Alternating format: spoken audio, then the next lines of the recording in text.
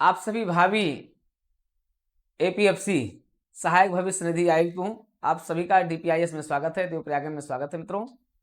और आप इस समय ये सोच रहे होंगे कि क्या यूपीएससी ने अपनी सिविल सर्विसेज प्रारंभिक परीक्षा को आगे बढ़ा दिया है उसकी डेट।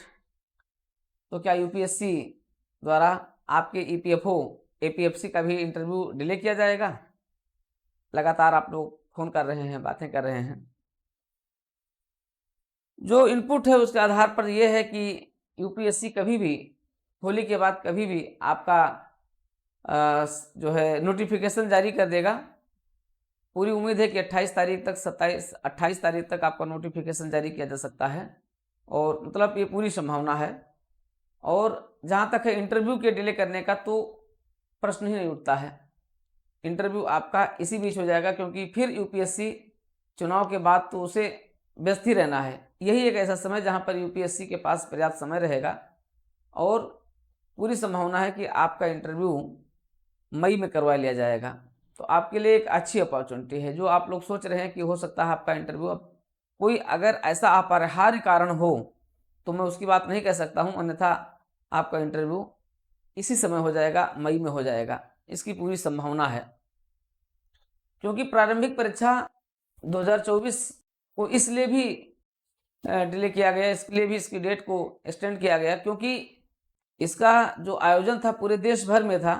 देश भर में इसका आयोजन था, और देश भर में उस समय चुनावी प्रक्रिया अपने चरम पर थी। क्योंकि चुनाव का जो अंतिम चरण है, ठीक है, और उस 5वें 6ठे चरण की जो तैयारियां थी वो लगभग उसी बीच हो रही थी। इसलिए आयोग को अपने डेट को एक्सटेंड करना पड़ा, लेकिन इंटरव्यू को एक्सटेंड नहीं करेगा। अभी मई का महीना उसके पास से बहुत ही सुरक्षित, बहुत ही सेफ है। अप्रैल मई, तो अप्रैल के लास्ट और मई में आपके इंटरव्यू की पूरी संभावना है, इसलिए आप अपनी तैयारी को जारी रखें। मई में आपका इंटरव्यू हो सकता है। इसके लिए होली के बाद नोटिफिकेशन जरूर आ जाएगा। तो आप ये ना मान करके चलें कि आप जून जुलाई अगस्त सितंबर तक चले गए। आप बिल्कुल ये मान करके चलिए कि मई में आपका इंटरव्यू हो जाएगा, और आप इसी बीच अपनी तैयारी को भी तेजी से आगे बढ़ाते रहें। आज हम चर्चा करेंगे, इंटरव्यू के स्क्रिप्ट पर चर्चा करेंगे। एएलसी में जो पूछा गया है उस पर चर्चा करेंगे, और सिविल सर्विसेज का जो इस समय इंटरव्यू चल रहा है उसमें पूछे गए प्रश्न है, शानदार प्रश्न उस पर पूछा गया है, उस पर दोनों पर चर्चा करेंगे। और एपीएफसी के उन कार्यों के बारे में भी चर्चा करेंगे जो आपसे इंटरव्यू में पूछा जाएगा। आप जानते हैं कि बड़ा हिट क्वेश्चन होता है जब आप किसी पद के लिए, जिस पद के लिए आप साक्षात्कार देने आते हैं, उस पद से संबंधित प्रश्न तो रहता ही रहता है। और यूपीएससी में आप जानते हैं डैप से संबंधित क्वेश्चन पूछा जाता है। कभी कभी आप उत्तर प्रदेश के हैं, बेसिकली आप लोग, अधिकतर लोग उत्तर प्रदेश के हैं, राजस्थान के हैं, कुछ लोग हरियाणा के हैं। तो ये 4-5 स्टेट के बड़ी संख्या में लोग हैं। उत्तर प्रदेश, राजस्थान और हरियाणा, यहाँ के विकसित भारत और स्मार्ट सिटीज के बारे में कई प्रश्न पूछे गए हैं। लगातार इस समय जो चल रहा है उसमें विकसित भारत मिशन के बारे में पूछा जा रहा है, और स्मार्ट सिटीज के बारे में पूछा जा रहा है। इस समय का सुपरहिट क्वेश्चन यूसीसी है। लगातार प्रश्न पूछा जा रहा है, रोज स्क्रिप्ट आती है, रोज स्क्रिप्ट में आपको देखते हैं कि जो यूसीसी पर लगातार क्वेश्चन पूछा जा रहा है। सुप्रीम कोर्ट की सक्रियता के बारे में प्रश्न लगातार चल रहा है। तो ये सारे प्रश्न हैं, उन पर सब पर हम चर्चा करने चल रहे हैं। और कंटिन्यू जो आपके साथ इंटरव्यू का जो स्वरूप है उसके आधार पर अब हम लोग जो कंटिन्यू जो आपके मुद्दे हैं, जो आपके करंट के इश्यूज हैं, पिछले 2 महीने के जो करंट के इश्यूज हैं, उनको तो जरूर हमें देखते रहना है, क्योंकि करंट के इश्यूज क्या होंगे, आपके लिए रामबाण होंगे। उसी पर लगातार प्रश्न पूछा जा रहा है, आपसे भी प्रश्न पूछा जाएगा। एएलसी का जो भी इंटरव्यू हुआ, एएलसी में कई ऐसे प्रश्न पूछे गए, जैसे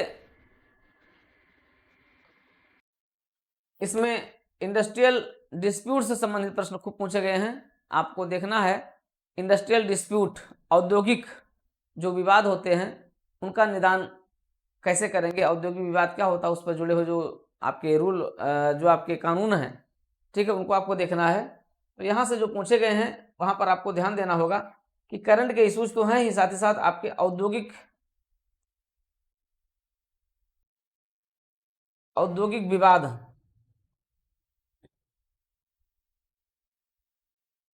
क्या है, क्यों इंडस्ट्रियल डिस्प्यूट बढ़ क्यों रहे हैं।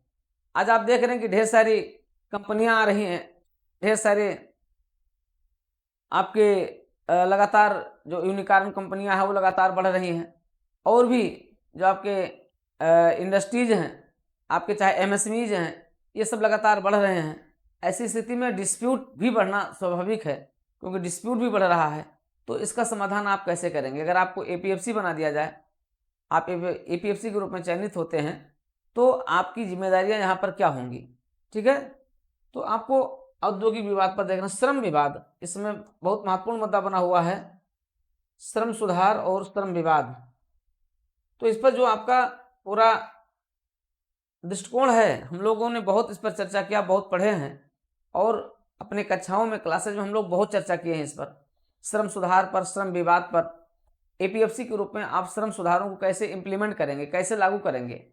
जो नई श्रम संहिताएं हैं उसमें डिस्प्यूट क्या क्या है, सेंट्रल और स्टेट के बीच क्या क्या डिस्प्यूट है, स्टेट उसको कैसे रिकग्नाइज कर रहे हैं, स्टेट अपनी अपनी बातों को कैसे रख रहे हैं।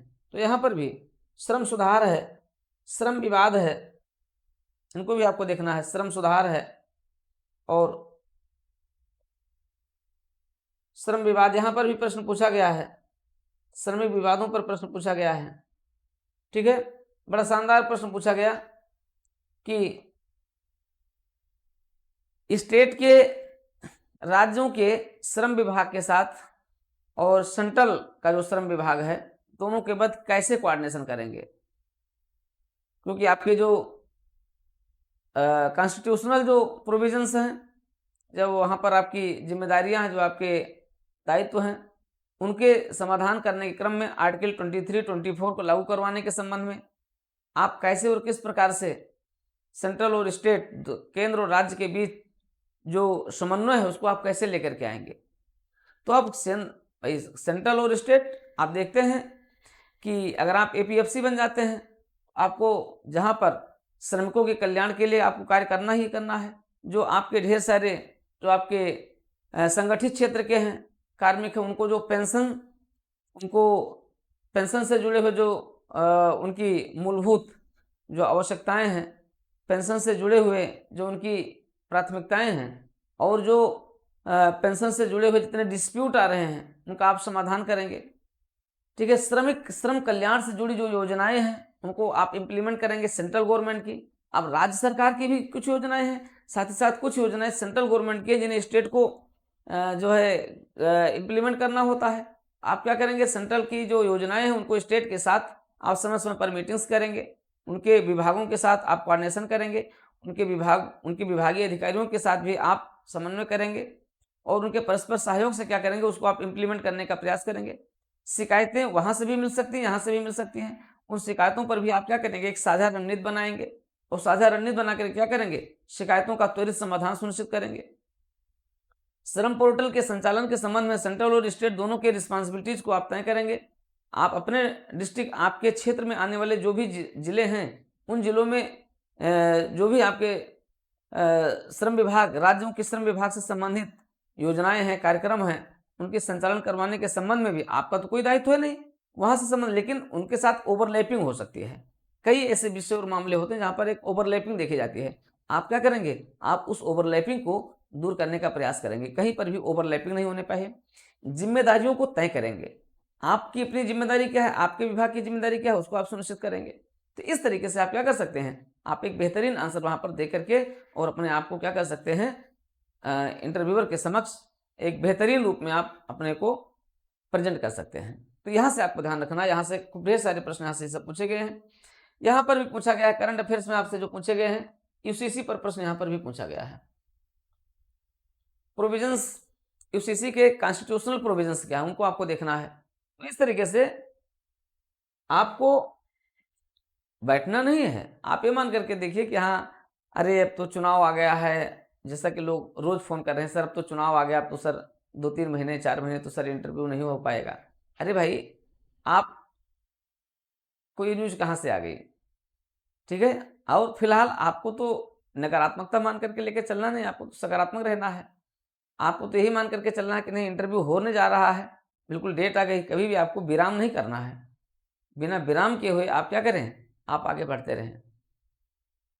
अविलंब आपकी जो पूरी प्रिपरेशन है वो शानदार तरीके से आगे बढ़ती रहनी चाहिए, उसमें किसी प्रकार से कोई रुकावट नहीं आनी चाहिए, इसको आपको ध्यान रखना है। हाँ, प्रश्न पूछा गया है, अभी जो प्रश्न आया है उसमें आपको मैं बताऊं, पूछा गया है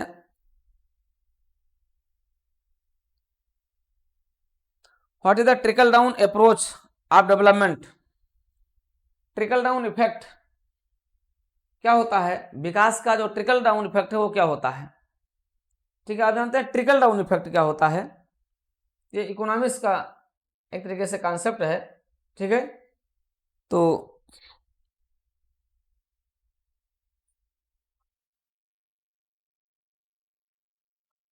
अब देखिए, अगर आप देखें इसकी बात करें, ट्रिकल डाउन इफेक्ट की बात करें, तो ये होता क्या है कि जब विकास का एक मॉडल है,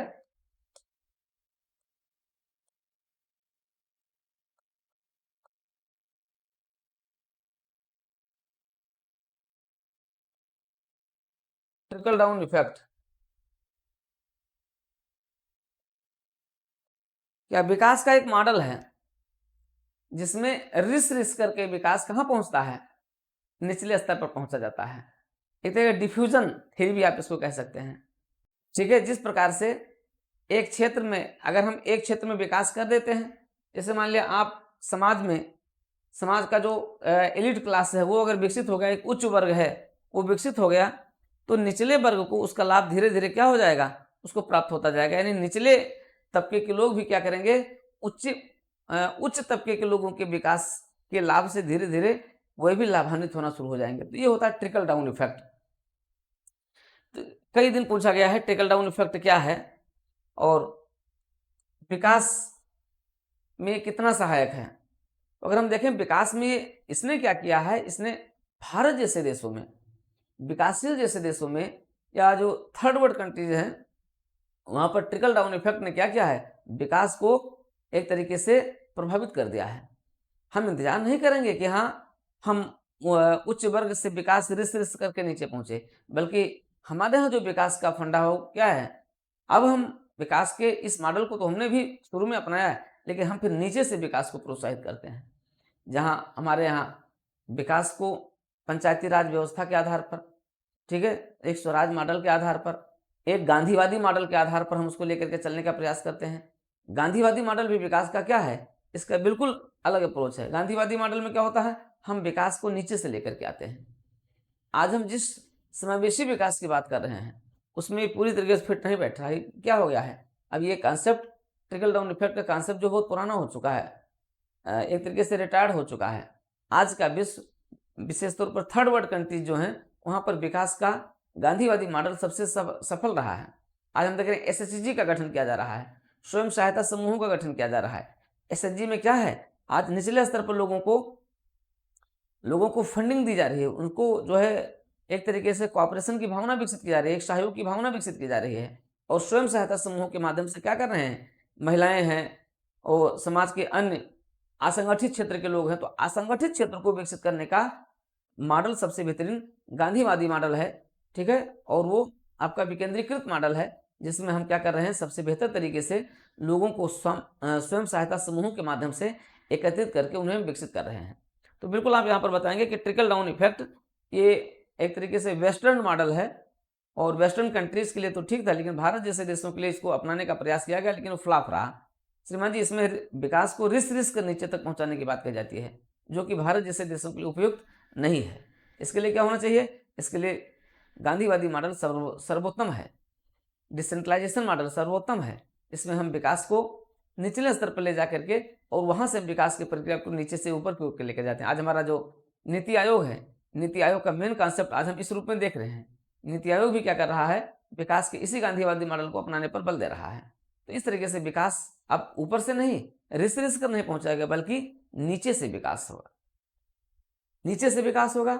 वो विकास अस्थायी होगा, लोगों को एक तरीके से लोकतांत्रिक विकास की प्रक्रिया से जोड़ेगा, एक डेमोक्रेटिक। आज आप देख रहे हैं कि ढेर सारी जो योजनाएं आई हैं, उन योजनाओं का लाभ सीधे डीबीटी के माध्यम से लोगों तक पहुंचाया जा रहा है, सीधे उनके खातों में पैसा जा रहा है, और उस पैसे का उपयोग क्या कर रहे हैं, वो छोटे छोटे अपने उद्यम के लिए कर रहे हैं। आज ढेर सारे, चाहे मुद्रा योजना हो, चाहे आपका स्टार्टअप हो, चाहे आप ये सब जितने भी चल रहे हैं, इनका सबका उद्देश्य क्या है, यही है। तो विशेष तौर पर असंगठित क्षेत्र के लिए ये मॉडल पूर्णतः फ्लॉप हो चुका है। ठीक है, तो इस तरीके से प्रश्न, बहुत बेहतरीन प्रश्न पूछे गए हैं। प्रश्न पूछा गया है, लखनऊ और वाराणसी में समानताएं बताइए। लखनऊ और वाराणसी में क्या समानताएं हैं, क्या सिमिलरिटीज हैं, आप बताइए। तो लखनऊ और वाराणसी आप देखते हैं, लखनऊ क्या है, लखनऊ उत्तर प्रदेश की राजधानी है, एक तरीके से राजनीतिक राजधानी है, और जबकि वाराणसी क्या है, सांस्कृतिक, कल्चरल, धार्मिक और सांस्कृतिक राजधानी है। आज हम देख रहे हैं कि जिस तरीके से लखनऊ तेजी से ग्रोथ हुआ है, इंफ्रास्ट्रक्चर का विकास हुआ, उसी तर्ज पर आज वाराणसी को भी विकसित किया जा रहा है। तो विकास के उसी मॉडल को अपनाया गया है, कहाँ, वाराणसी में भी अपनाया गया है। आज वाराणसी में बड़े बड़े इंटरनेशनल जो इंस्टीट्यूशंस हैं वो स्थापित हो रहे हैं, इसकी एक वैश्विक पहचान हो रही है वाराणसी की, और लखनऊ की वैश्विक पहचान पहले से ही है। दोनों जगह पर इंटरनेशनल एयरपोर्ट हैं, वाराणसी में भी है और लखनऊ में भी है। अनेक आयोजन लखनऊ के साथ साथ वाराणसी में भी हो रहे हैं। स्वयं वाराणसी अंतर्राष्ट्रीय स्तर पर विभिन्न पर्यटन केंद्रों से जुड़ चुका है। एक पर्यटन केंद्र के रूप में भी लखनऊ के साथ साथ वाराणसी को भी एक हब के रूप में विकसित किया जा रहा है। ये है समानताएं, आप 2-3 समानताएं बता देंगे। ठीक है, लखनऊ और वाराणसी के बीच क्या क्या समानताएं हैं। तो ये इस तरीके से प्रश्न आपसे लगातार पूछे जा रहे हैं। तो मैं स्क्रिप्ट के माध्यम से ऐसे प्रश्नों को जो आपके लिए उपयोगी हैं, ईपीएफओ एपीएफसी के लिए जो उपयोगी है, उन सारे स्क्रिप्ट को आपके लिए मैं तैयार कर रहा हूँ, तैयार हो भी चुकी है, और इसको आपके बुकलेट के साथ भी जोड़ करके जल्दी से आपको देना है। और तो आप ये मान करके चले कि इस स्क्रिप्ट को तो हम आपको डेली देते रहेंगे और इस पर आपके साथ चर्चा करते रहेंगे। इसके लिए आप DPIS से जुड़े रहें, DPIS पर आप बने रहें, और निश्चित रूप से इससे आपको बहुत लाभ मिलेगा। तो आप लगातार अपने प्रिपरेशन को मई में मान करके लेकर के चलिए, और पूरी उम्मीद है कि आपका इंटरव्यू मई में ही होगा। इसलिए बिल्कुल आप परेशान मत होइए। पत्राचार और रोज एक 10-10, 20-20 फ़ोन आप लोग कर रहे हैं कि सर क्या होगा, इंटरव्यू टल जाएगा। बिल्कुल नहीं, आपका ध्यान केवल पढ़ाई पर है, आप पढ़ाई पर लगे रहें, इंटरव्यू आपका नहीं टलेगा, इंटरव्यू आपका हो जाएगा, ये मान करके चलिए। ठीक है, और होली के बाद आपको नोटिफिकेशन भी मिल जाएगा। ये नोटिफिकेशन आपको निश्चिंत कर देगा कि हाँ, अब समय नहीं है और अब आपको आगे बढ़ते रहना है। तो मित्रों, आप बने रहें, जुड़े रहें आपके अपने DPIS पर, DPIS यूट्यूब चैनल पर, और इसी के साथ ही साथ और भी चीज़ें आपको चैनल पर मिल रही हैं, और देवप्रयागम IAS ऐप पर मिल रही हैं, आप उसके साथ जुड़ें। और अगर आप अभी तक आप क्लासेज हमारी नहीं किए हैं APFC के लिए, तो आप ज़रूर क्लास के साथ इनरोल हो जाइए, और आप इस इंटरव्यू को अपने लिए एक बेहतरीन बनाने का प्रयास कीजिए। और आइए, जुड़िए और शुरू कर दीजिए अपने मॉक इंटरव्यू को, ऑनलाइन और ऑफलाइन दोनों तरीके से, आज और अभी से। मॉक इंटरव्यू के लिए भी आप अपने आप को आंक लीजिए कि आप कितने पानी में हैं। ठीक है, ये आपकी प्रक्रिया आप डेली चलनी चाहिए। आइए, और एक बार फिर से नई ऊर्जा के साथ, नए जोश के साथ, नवाचार के साथ शुरू करते हैं अपने इस इंटरव्यू APFC इंटरव्यू सीजन 2। अब सीजन 2 के साथ हम लोग आगे बढ़ते हैं और अपनी प्रिपरेशन को एक नया रूप देते हैं DPIS के साथ, DPIS यूट्यूब चैनल के साथ।